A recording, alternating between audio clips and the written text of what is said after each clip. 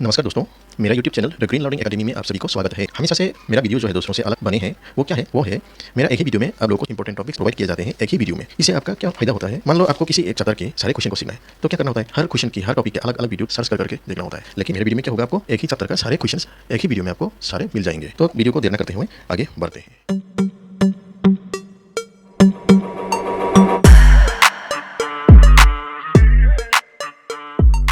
आज मैं आप लोगों के सामने दूसरा चैप्टर लेके हाजिर हुआ हूँ। वो चैप्टर का नाम है सिंपल इक्वेशन। आज हम लोग इक्वेशन के बारे में जानेंगे, ठीक है। पहले मैं चैप्टर का नाम लिख देते हैं, सिंपल इक्वेशंस, है ना। कौन सी क्लास है? क्लास 7 का, ठीक है। आज हम लोग इक्वेशन के बारे में जानते हैं। ये इक्वेशंस क्या होता है? इक्वेशन, है ना। ये इक्वेशन क्या है? इक्वेशन मतलब यह है कि लेफ्ट हैंड साइड और राइट हैंड साइड क्या होना चाहिए? इक्वल होना चाहिए, ठीक है। इधर अगर मान लो 100 है तो इधर भी 100 होना चाहिए। इधर अगर a है तो इधर भी a होना चाहिए। ये इक्वल में रहना चाहिए, यही है इक्वेशन। इक्वेशन में क्या होगा? बीच में आपका इक्वल साइंस रहेगा, left hand side right hand side both side equal होना चाहिए। जैसे मान लो a + 4 = 8, तो इधर तो अभी ये बता रहा है कि a + 8, ये दोनों को हम जब ऐड करेंगे तो क्या मिलना चाहिए? 8 मिलना चाहिए। मतलब क्या है? ये 4 क्या होना, a क्या होगा? 4 होगा, फिर 4 + 4 = 8, है ना। तो इस तरह से इक्वेशन बनते हैं। तो इसमें इक्वेशन में आपका वेरिएबल रहेगा ही रहेगा। जैसे कि वेरिएबल भी होता है आपका, फिक्स भी होता है ना। फिक्स कौन सा हुआ आपका? ये जैसे कि वैल्यू फिक्स है 8, ये वैल्यू फिक्स है 4, ये भी 4, और वेरिएबल ये हुआ वेरिएबल, ठीक है।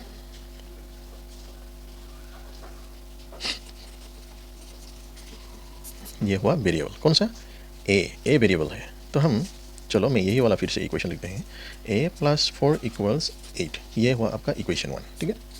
इक्वेशन 1 में इसको सॉल्व करके देते हैं। अब हमें a का वैल्यू पता नहीं है ना। ये a का वैल्यू क्या है हमें पता नहीं है ना। तो हमें क्या करना होगा? a का वैल्यू हमें निकालना होगा। कैसे? a + 4 में फिर से ले रहा हूँ = 8। तो देखो a = 8। आप लोग को ये तो पता है, अगर हम इधर वाला हम उस तरफ लेके जाएंगे, इक्वल की उस पर लेके जाएंगे तो क्या होगा? अगर पॉजिटिव है तो नेगेटिव होगा, मल्टीप्लिकेशन में है तो डिवीजन में होगा, डिवीजन में है तो मल्टीप्लिकेशन में होगा, नेगेटिव है तो पॉजिटिव हो जाएगा। तो ये क्या है? नेगेटिव नंबर है, पॉजिटिव 4 है, क्या होगा? -4 हो जाएगा। तो a = क्या हुआ? 8 -4, 8 × 4 4। तो हम लोग इस प्रकार से वैल्यू निकलना होता है। तब देखो मैंने यहाँ पे a = 4 लिखा, ठीक है। यहाँ पे मैंने दे दिया a = 4। तो देखो a की जगह मैंने 4, यहाँ पे देखो a की जगह मैंने 4 यहाँ पे डाला, है ना। a की जगह यहाँ पे मैंने 4 डाला, तो 4 + 4 क्या हुआ? 8 हुआ। हो गया ना इक्वेशन कंप्लीट। तो इस प्रकार हम लोग करते हैं इक्वेशन। तो इक्वेशन उसी को कहते हैं, ठीक है। तो हमारे इक्वेशन में वेरिएबल रहेगा, फिक्स रहेगा, ठीक है। वेरिएबल हम लोग रिप्रेजेंट करते हैं किसी अल्फ़ाबेटिकल से, है ना। और फिक्स वैल्यू तो फिक्स ही है, न्यूमेरिकल रहेगा। चलो हम लोग कुछ मतलब एग्जाम्पल्स के तौर पे कुछ क्वेश्चंस अटेंड करेंगे इसमें, ठीक है। तो वीडियो को अंत तक जरूर देखना, नहीं तो समझ में नहीं आएगा आप लोगों को। चलो हम एक क्वेश्चन से लिखते हैं एग्जाम्पल, ठीक है। आपको स्टेटमेंट लिखना है। स्टेटमेंट, राइट द स्टेटमेंट, ठीक है। Right the statement in the form of equations, ठीक है। आपको इक्वेशंस लिखना है। एक स्टेटमेंट आपको दिया जाएगा, उसी स्टेटमेंट को लेके आपको क्या करना है? इक्वेशन लिखना होगा। जैसे मान लो the some of 3 × x and 11 = 32। देखो गौर से देखो, यहाँ पे स्टेटमेंट क्या बोल रहा है? द सम ऑफ मतलब किसी का यहाँ पे एडिशन हो रहा है, ठीक है। सम हो रहा है, सम ऑफ 3 × x and 11। तो यहाँ पे सम किसका हो रहा है? 3 × x और 11 का सम हो रहा है, ये दोनों का प्लस हो रहा है = 32। तो मैं यहाँ पे देखो 3 × x + 11 = 32, ये है आपका इक्वेशन। तो हम लोग इसको 3 × x ऐसे तो नहीं लिखेंगे। 3 × x मतलब क्या है? x × 3, है ना। तो 3x इसका मतलब प्लस 11 इक्वल टू 32। तो ये हुआ आपका इक्वेशन, है ना। इसका मतलब ये है 3 टाइम x मतलब 3x बीच में कुछ भी साइन नहीं, मतलब क्या है, मल्टीप्लाई है, ठीक। तो आप देखो हम इसको कैसे करेंगे क्या सोल्यूशन। तो ये हुआ आपका इक्वेशन 3x प्लस, ठीक है। तो ये हुआ आपका इक्वेशन, ठीक है। ये नहीं लिखेंगे, ये मैंने आप लोग को समझाने के लिए लिखा है 3 time x plus 11 equal to 32। आप लोग ये वाला लिखेंगे, ठीक है, ये वाला इक्वेशन आप लोग लिखेंगे। तो हम इसको सॉल्व कैसे करेंगे, चलो 3x इक्वल टू 32, देखो ये 11 को मैं उस पर लेके जा रहा हूँ, ठीक है। तो पॉजिटिव है, नेगेटिव हो जाएगा, ठीक है। तो नेगेटिव होगा तो क्या होगा, 21 आएगा, ठीक है। 32 सब्ट्रैक्ट बाई 11 21। तो देखो यहाँ पे 3x इक्वल टू 21 हो गया। अब देखो मैं 3 को उस पर लेके जाएंगे, यहाँ पे 3 क्या है, मल्टीप्लिकेशन में है x के साथ, तो उस तरफ लेके जाएंगे, क्या होगा, डिवीजन हो जाएगा। x 21 डिवाइड 3, ये 3 क्या हुआ, यहाँ पे x के साथ क्या था, मल्टीप्लिकेशन में था, x के साथ क्या था, ये मल्टीप्लिकेशन में था। अब ये 21 के साथ क्या हो गया, उस तरफ लेके गए तो डिवीजन में हो गया, है ना। हाँ, डिवीजन में हो गया। तो x का वैल्यू क्या फाइंड आउट हुआ, डिवाइड करेंगे 3 से तो 7। तो ये है आपका आंसर। तो ये हुआ उसका सॉल्यूशन।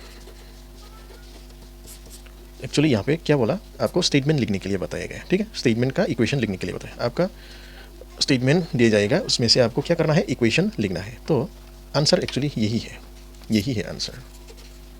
अगर इक्वेशन का सॉल्यूशन करके दिखाओ ऐसे कुछ क्वेश्चन में है तो ये वाला पार्ट करना होगा, ठीक है। तो इस तरह से हम लोग करते हैं। चलो दूसरा क्वेश्चन देखते हैं, दूसरा स्टेटमेंट 2 नंबर है ना। If you subtract 5 from 6 times a number you get 7। देखो गौर से देखो, if you subtract 5 from 6 times a number you get 7। 5 क्या करना है, subtract करना है, कहाँ से, 6 टाइम्स ए नंबर से, ठीक है। कोई भी नंबर तो यहाँ पे देखो कौन सा नंबर है हम पता नहीं है यहाँ पे। जैसे यहाँ पे है क्या है, 3 टाइम्स x, ये वेरिएबल है x। तो यहाँ पे x यहाँ पे डाल दिया, आपका वेरिएबल डाल दिया x, यहाँ पे वेरिएबल डाला नहीं है, किसी नंबर ऐसा कुछ बोला है, किसी नंबर, ना x बोला, ना a बोला, ना y बोला, ठीक है। हम लोग यहाँ पे कोर्स भी ले सकते हैं, a ले लो, b ले लो, c ले लो, d ले लो, y ले लो, z ले लो, कोई भी ले लो, o ले लो, ठीक है। लेकिन कोई नंबर ऐसा कुछ बोला, वेरिएबल ही है, वेरिएबल है ना, हमें पता नहीं है, इसलिए हम लोग ने क्या बोला, उसको वेरिएबल बोला। कुछ भी हो सकता है, वेरी कर सकता है, ठीक है। तो 6 टाइम्स ए नंबर, इसी वेरिएबल नंबर का 6 टाइम्स से 5 को हम जब सब्ट्रैक्ट करेंगे इक्वल्स में क्या रहेगा, 7 होगा, ठीक है। तो देखो मैं यहाँ पे क्या है, आप लोगों को पूरा लिख के दिखाया था, लेकिन हम ऐसा नहीं करेंगे। मैं यहाँ पे ले लेंगे a, 6 टाइम्स है तो 6a मैंने ले लिया, कुछ भी ले सकता है, ठीक है। a की जगह आप b ले लो, c ले लो, कोई भी ले लो, ठीक है। लेकिन 6 लिखना है क्योंकि 6 टाइम्स लिखा है। 6 टाइम्स a सब्ट्रैक्ट 5 किया मैंने, तो हमें क्या मिलेंगे बाद में, इक्वल 7 मिलेगा। तो ये है इक्वेशन आपका, तो ये है आपका इक्वेशन, यही है आंसर, ठीक है। आपको स्टेटमेंट से इक्वेशन लिखना है, तो ये है आपका इक्वेशन। अगर उसका सॉल्यूशन करना है तो कैसे करोगे, 6a minus 5 equal to 7। 6a देखो यहाँ पे नेगेटिव 5 है, तो मैं उस पर लेके जाएंगे तो ये नेगेटिव क्या होगा, पॉजिटिव हो जाएगा, है ना। तो क्या हुआ, 12 हो गया, ठीक है। तो हम अभी देखो a के साथ 6 मल्टीप्लिकेशन में है, तो उस तरफ लेके जाएंगे डिवीजन में हो जाएगा, a 12 डिवाइडेड बाई 6।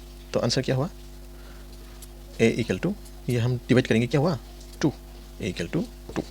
तो ये सॉल्यूशन है, सॉल्यूशन का आंसर है ये, ठीक है। ये सॉल्यूशन पार्ट है, ये आपका इक्वेशन है, ठीक है। तो इस तरह से हम लोग किसी स्टेटमेंट को इक्वेशन में कन्वर्ट करते हैं। तो इस प्रकार से हम लोग इक्वेशन में कन्वर्ट करते हैं, ठीक है। अब हम दूसरे क्वेश्चन पे चलते हैं, ठीक। हम क्या कर रहे थे, किसी स्टेटमेंट से हम इक्वेशन बना रहा था। अब हम क्या करेंगे, इक्वेशन दिए जाएंगे आपको, इसी इक्वेशन से आपको स्टेटमेंट लिखना है। जैसे मान लो x माइनस 5 इक्वल्स 9। तो देखो यहाँ पे क्या है, आपका ये वेरिएबल है और ये सबट्रैक्ट 5 और इक्वल्स आपका 9 है। पहला हुआ।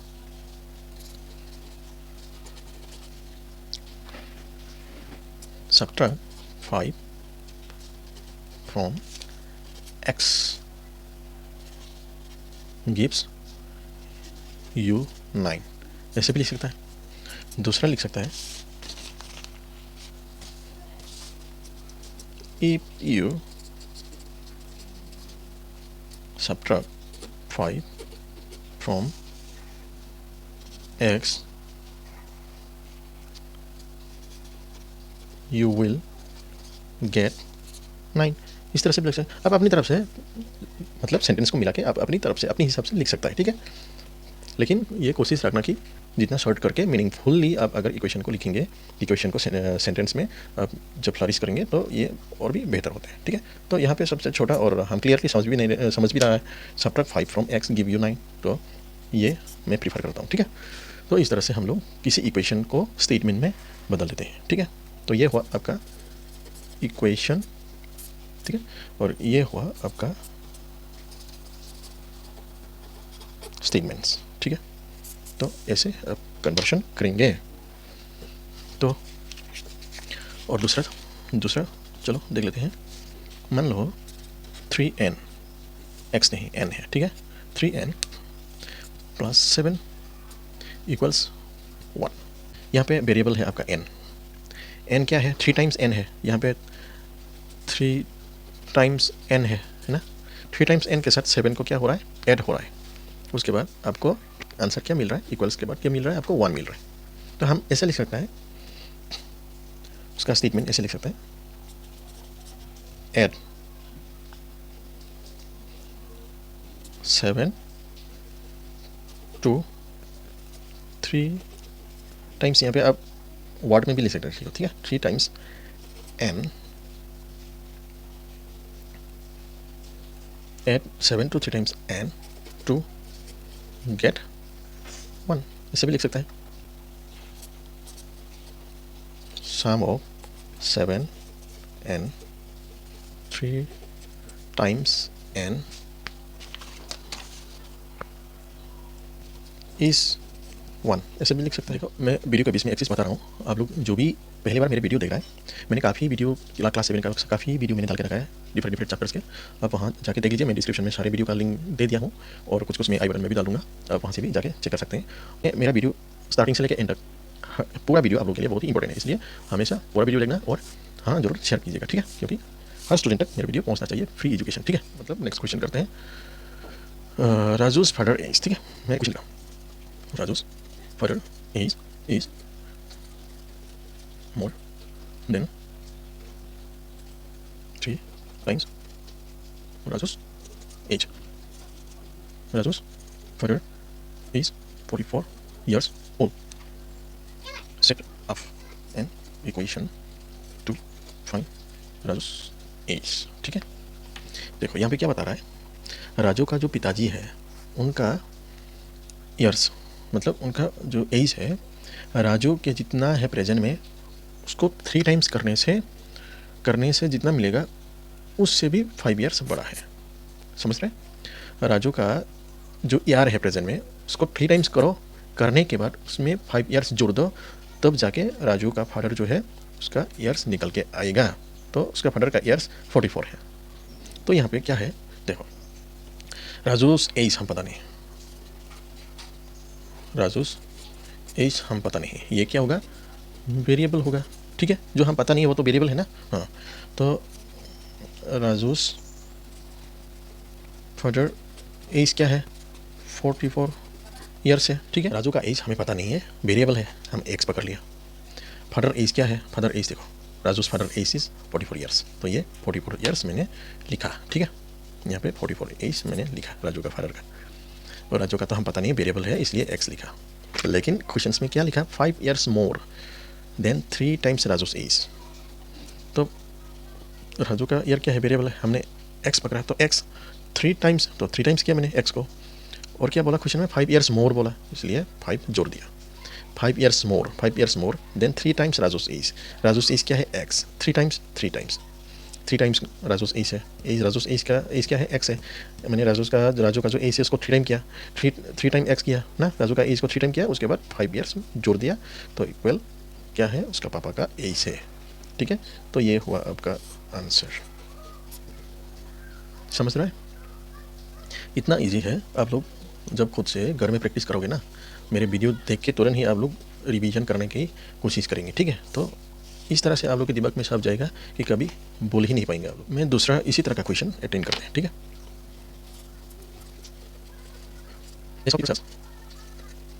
इन 2 टाइप्स ऑफ बॉक्सेस। ठीक है, one small and one plus. ठीक है,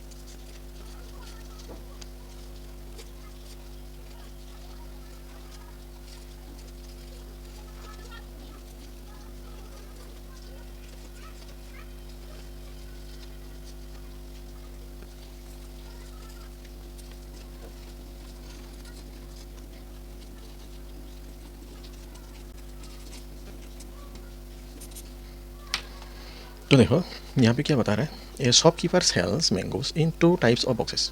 2 तरह के बॉक्स में किसी एक शॉपकीपर ने क्या बेच रहा है? आम बेच रहा है, मैंगो। ठीक है, एक हुआ स्मॉल और दूसरा हुआ लार्ज। ठीक है, एक छोटा बॉक्स है और दूसरा बड़ा बॉक्स है। A large box contain has many has 8 small boxes plus 4 loose mangoes.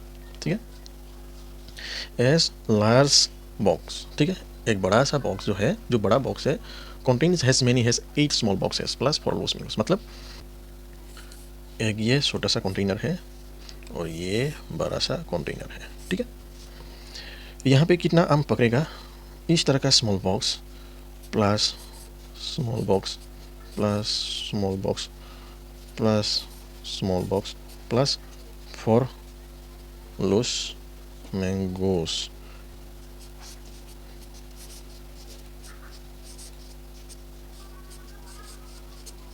ठीक है, उतना चाहिए आपको। 8 बोला, यहाँ पे मैंने 4 ही लिख दिया था, यहाँ पे क्या बोला? 8 स्मॉल बॉक्सेस। तो 1 2 3 4 5 6 7 8 8 स्मॉल बॉक्सेस हुआ और 4 लूज मैंगोस बोला, है ना। उसके बाद 4 लूज मैंगोस। ठीक है, तो कितना बॉक्स? 1 2 3 4 5 6 7 8 और 4 लूज मैंगोस इक्वल्स आपका लार्ज कंटेनर है। लार्ज कंटेनर है। ठीक है, तो ये है आपका इक्वेशन। और लार्ज क्या है? लार्ज कंटेनर में कितना है? 100 है। चलो उसी को देख के आज हम लोग इक्वेशन बनाते हैं। ठीक है, देखो ये एक कंटेनर में कितना आता है वो तो हमको पता नहीं है। ए स्मॉल बॉक्स कंटेन्स हमें पता नहीं है, तो हम क्या लेंगे? मान लो एन ले लिया। ठीक है, एन ले लिया। स्मॉल बॉक्स में कितना आता है हम पता नहीं है, इसलिए मैं एन ले लिया। तो कितना स्मॉल बॉक्स है? 8 है, तो हम 8 एन ले लिया। और भी है ना, 4 लूज मैंगोस है ना, और 4 है, तो उसके हिसाब से क्या है? लार्ज कंटेनर है, लार्ज बॉक्स है। लार्ज बॉक्स में क्या है? 100 है, तो 100 है। तो इस तरह से बनता है। ठीक है, 1 2 3 4 5 6 7 8, तो मैंने 8 लिखा। स्मॉल कंटेन्स इसमें कितना मैंगोस चाहिए, मतलब कितना मैंगोस रख सकता है हम पता नहीं है, इसलिए एन लिखा, तो ये एन है। और भी बोला कि और भी 4 लूज मैंगोस ऐड कर देना होगा, तो मैंने यहाँ पे वो भी ऐड कर दिया। फिर मिला के आपका लार्ज कंटेनर में जितना रख सकता है इतना होगा। तो कितना रख सकता है यहाँ पे दे दिया, तो 100 है, इसलिए इक्वल टू 100 है। तो ये हुआ आपका इक्वेशन। ठीक है, तो ये है आपका इक्वेशन। ठीक है, तो इस तरह से आप इक्वेशन बनाओगे। ठीक है, आप क्वेश्चन देख के घबराना नहीं है। ठीक है, आप क्वेश्चन को देख के एक पिक्चर क्रिएट करो अपने दिमाग में, नहीं तो आप रफ पेज में पहले करो। आप पहले रफ पेज में करके आप एक्सरसाइज मतलब प्रैक्टिस करेंगे, करते करते आप दिमाग में ही आप इमेजिन कर पाओगे कि अरे इस तरह से हो रहा है, इस तरह से हो रहा है। ठीक है, क्योंकि हम लोग प्रैक्टिस के बिना कुछ भी नहीं है। प्रैक्टिस जितने करेंगे उतने आप परफेक्शन में आओगे, तो ज़्यादा प्रैक्टिस करना ही होगा आप लोगों को। ठीक है, तो चलो दोस्तों हम लोग कुछ इक्वेशन ले लेते हैं, फिर सॉल्व करने की कोशिश करेंगे। ठीक है, तो क्वेश्चन में क्या होगा? सॉल्व। ठीक है, में एक ले लेते हैं p/4 = 5, दूसरा ले लेते हैं यहाँ पे नेगेटिव डाल देते हैं, नेगेटिव हो तो कैसे करेंगे, ठीक है। 3n plus 12 equal to 0। चलो अब देखते हैं, है ना। तो देखो पहले में ये वाला करते हैं, ठीक है। नेगेटिव p/4 इक्वल टू 5 में क्या करेंगे, नेगेटिव p/4 को उस तरफ लेके जाएंगे। तो ये क्या है, p के साथ क्या है, डिवीजन में है, तो उधर जाके क्या होगा, मल्टीप्लिकेशन में बदल जाएगा, ठीक है। तो देखो नेगेटिव p इक्वल टू क्या है, क्या 20 है, तो ये हुआ आपका आंसर। अब उसको इस तरह से भी कर सकता है। अब अगर p को पॉजिटिव में रखना है तो क्या करेंगे, दोनों तरफ, अब नेगेटिव को इसके साथ मल्टीप्लाई करने से पॉजिटिव होगा नेगेटिव से, तो नेगेटिव मल्टीप्लाई p, तो इधर आप नेगेटिव से मल्टीप्लाई कर रहे हैं तो उस तरफ भी आप नेगेटिव से मल्टीप्लाई करना होगा। तो ये p तो पॉजिटिव में आ जाएगा, ये 20 नेगेटिव में हो जाओगे। तो आप सीधा यहाँ से आप सीधा ये लिख सकता है, ठीक है। मैं ये आप लोगों को दिखाने के लिए, समझाने के लिए ये वाला स्टेप मैंने किया है, लेकिन ये ज़रूरत नहीं है, ठीक है। आप डायरेक्ट यहाँ पे स्किप करके आ सकता है, ठीक है।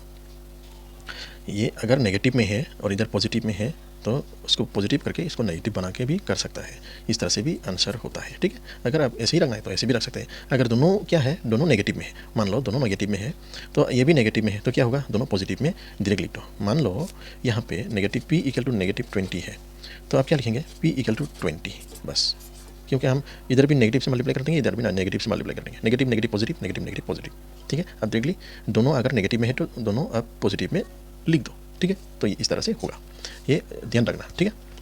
चलो तो हम दूसरा करते हैं। तो यहाँ पे देखो 3n प्लस 12 इक्वल टू 0, ठीक है। हम क्या करेंगे, 3n इक्वल्स 0, ये नॉन पॉजिटिव में है तो नेगेटिव 12 होगा, ठीक है। तो अब हम 3 मल्टीप्लाई है n के साथ, तो 0 नेगेटिव 12 मतलब नेगेटिव 12 है, तो 3 मल्टीप्लिकेशन में है तो मैं 3 को डिवीजन में लेके जाऊंगा। तो n इक्वल टू क्या होगा, उसको हम 6 नेगेटिव आएगा ना, तो नेगेटिव 6, तो ये है आपका आंसर। चलो मैं दूसरा दिखा देते हैं। दूसरा मान लो इस तरह है, दूसरा मान लो 12p इक्वल टू 30, ठीक है। अब क्या होगा, 12p इक्वल टू 30 है, ठीक है। आपको ये 12p इक्वल टू 30 है, अब क्या करेंगे, p इक्वल टू 30, ये 12 क्या जाएगा, नीचे जाएगा। अब 12 से डायरेक्टली 30 तो नहीं जा रहा है, क्या करेंगे, 2 से करो ना, धीरे धीरे करो ना, 6 15 आएगा। अब 15/6 हो गया, ये 3 से 2 जाएगा, ये 3 से 5 जाएगा, तो 5/2, इसका मतलब p इक्वल टू 5/2, तो ये हुआ आंसर आपका, ठीक है। तो इस तरह का भी आ सकता है इक्वेशन, ठीक है। अब अगर p को 5/2 करेंगे, 5/2 डिवाइड मल्टीप्लाइज 12 तो 30 आ जाएगा। देखो हम इसको यहाँ पे p का वैल्यू डाल के देखते हैं, 30 आता कि नहीं आता है, ठीक है। 12p है ना इक्वल टू 30, यहाँ पे इक्वल्स 30 मतलब इधर भी 30 होना चाहिए, है ना। तो हम 12 मल्टीप्लाई 5/2 करेंगे, इक्वल्स तो आपका 30 आना चाहिए, ठीक है। तो हम 2 से 12 को डिवाइड करेंगे 6, तो 6 multiply 5 equal to 30, 5 6 30 equal to 30, ठीक है।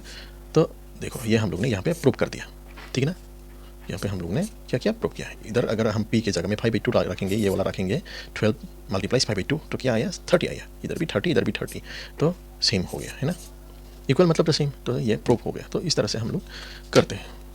तो देखो यहाँ पे और भी हो सकता है, m + 3 इक्वल टू 18। देखो इधर m की जगह ऐसा चीज़ होना चाहिए जो पूरा कैलकुलेशन करने के बाद आपका इसको पूरा कैलकुलेशन करेंगे तो क्या होगा, 18 आएगा इधर भी, ठीक है। तो हम इस तरह का जब आएगा क्या करेंगे, ये दोनों क्या है, अब हम उसको ये और ये, ठीक है, देखते हैं। 4 मल्टीप्लाइज m + 3 ऐसा है ना, तो हम इसको ऐसा लिख सकते हैं, m + 3 इक्वल टू, ये मल्टीप्लिकेशन में है, हम डिवीजन कर देंगे, है ना। तो हम उसको क्या करेंगे, 2 से करेंगे 2 से करेंगे क्या, 9/2, मतलब मैं उसी को फिर से लिख रहा हूँ, m + 3 इक्वल टू 9/2, है ना। अब देखो m का वैल्यू हम निकालना है, m ये पॉजिटिव है, नेगेटिव में लेके जाना है, 9/2 -3, पॉजिटिव में है तो नेगेटिव में हो जाएगा, ठीक है। देखो एलसीएम करेंगे, इधर 1 है इधर 2 है, तो 2 1 को हम जब एलसीएम करेंगे तो क्या आएगा, 2 ही आएगा, ठीक है, 2 ही आएगा, 2। तो यहाँ पे आप लोग कैलकुलेशन तो पता है, इस तरह का कैलकुलेशन किस तरह से मतलब किया जाते हैं, है ना। 2 तो यहाँ पे 1 है, तो 1 से 2 को डिवाइड करेंगे, कितना आएगा, 2 क्या होगा, 6, इधर 9 माइनस, ठीक है, तो 3/2। तो ये 3/2 कैसे आया, 9 - 6 3 2, मतलब m इक्वल टू आपका 3/2 है, ठीक है। तो ये है आपका आंसर। अब देखो यहाँ पे m इक्वल टू 3/2 है। अब हम इसको अब प्रूव करने की ज़रूरत नहीं है, अब सिर्फ चेक करके दिखा रहा हूँ, ठीक है। हम लेफ्ट हैंड साइड में हम m की जगह 3/2 रखेंगे तो 18, हम लेफ्ट हैंड साइड में, ये लेफ्ट हैंड साइड है ना, लेफ्ट हैंड साइड, ये राइट हैंड साइड, हम लेफ्ट हैंड साइड में m की जगह 3/2 डाल देंगे तो 18 मिलना चाहिए, ठीक है। 4 multiply m plus 3 equal to 18, ये था ना आपका इक्वेशन। हम m की जगह क्या डालेंगे, m की जगह 3/2 डालेंगे। 4 3/2 प्लस 3 इक्वल टू 18। चलो हम इसको एलसीएम कर देते हैं। 2 6 3,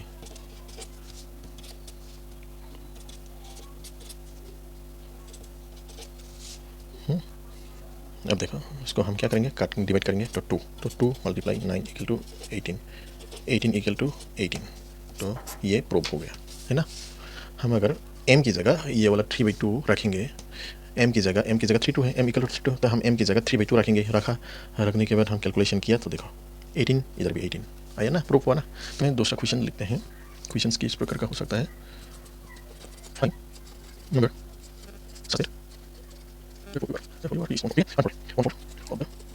number is 3 more than 7।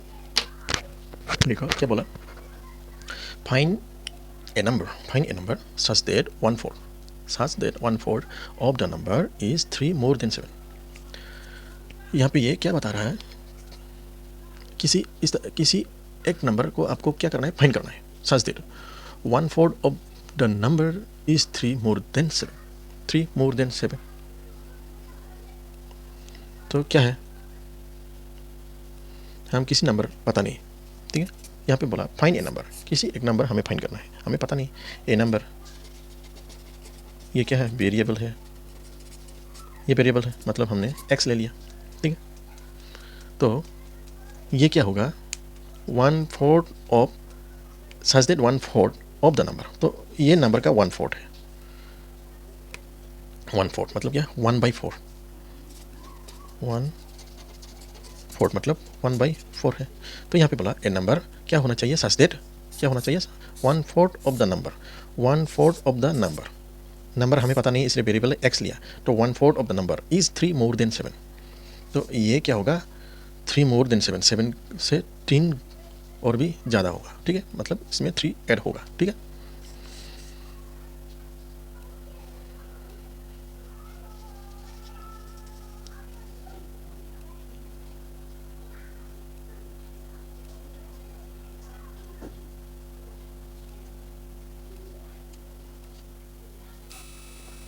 तो देखो दोस्तों क्या बोल रहा है यहाँ पे, क्वेश्चन बोल रहा है किसी नंबर हम लोगों ने पता नहीं है तो वेरिएबल हम लोगों ने x रखा है ना, तो वो नंबर क्या होना चाहिए, 1/4 होना चाहिए, 1/4 ऑफ द नंबर होना चाहिए। अगर जब हम उसको 1/4 करेंगे, किसी नंबर को 1/4 करेंगे तो वो क्या होगा, 3 मोर देन 7 होगा, ठीक है। तो देखो 1/4 ऑफ किसी नंबर x इज क्या होगा, is equal to 3 more than 7 मतलब 3 मोर देन 7, 7 में 3 मोर हो जाएगा, ठीक है।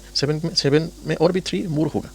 किसी नंबर का जब हम 1/4 करेंगे तो वो क्या होगा, 7 में से भी और 3 ज़्यादा हो जाएगा, 7 में से और 3 ज़्यादा होगा, मतलब क्या है, 7 को हम 3 से प्लस कर देंगे तो 3 मोर हो जाएगा 7 से, है ना।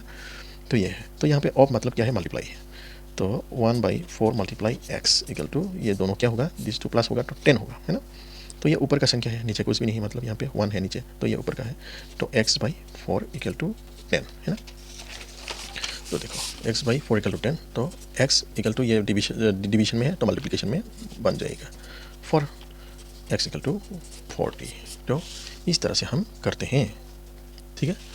यहाँ पे क्वेश्चन देखो, find A number such that 1/4 of the number is 3 more than 7, 7 से भी 3 और भी ज़्यादा होगा, 7 है आपका, वो 7 में और 3 ज़्यादा हो जाएगा, 3 ज़्यादा हो जाएगा। तो मैंने क्या किया, 7 को 3 से प्लस कर दिया। यहाँ पे क्या बोला, ए नंबर बोला, नंबर वेरिएबल है, लेकिन वो नंबर क्या होगा, 1/4 ऑफ द नंबर होगा, तो 1/4 of the number variable, of मतलब मल्टीप्लिकेशन, ये ऊपर का नंबर है तो ऊपर 1 इंटू x, 4 इंटू 1/4, तो ये 7 + 3 10, तो x डिवाइडेड बाई 4, ये 4 डिवीजन फॉर्म में है तो उस तरफ हम लेके जाएंगे तो मल्टीप्लिकेशन फॉर्म में लेके जाना होगा, तो 10 के साथ 4 मल्टीप्लिकेशन हुआ तो x इक्वल टू 40 हुआ। तो इस तरह से हम सॉल्यूशन करते हैं, ठीक है। तो ये हुआ आपका answer. Irfan says that he has 7 murders, more than 5 times murders. Parmit has. Irfan has 37 murders. How many murders does Parmit? तो देखो यहाँ पे क्या बता रहा है, इरफान के पास कितना मार्बल्स है, यहाँ पे क्वेश्चंस पे दे दिया 37 है। मैं देखो यहाँ पे लिख देते हैं, इरफान के पास कितना मार्बल्स है, 37 मार्बल्स है, ठीक है। इरफान के पास इतना मार्बल्स है 37 है। और इरफान ने ये बोला, पहले परमिट को बोला कि तुम्हारे पास परमिट, इरफान ने क्या बोला परमिट को, परमिट देखो तुम्हारे पास जितना मार्बल है उसको 5 टाइम्स करो, करने के बाद इसमें फिर 7 जोड़ दो, फिर जाके मेरा पास जितना भी मार्बल्स है उतना होगा। तो इरफान के पास कितना है वो तो आपका फिक्स वैल्यू है, ये इरफान का है 37 है। और परमिट के पास कितना है,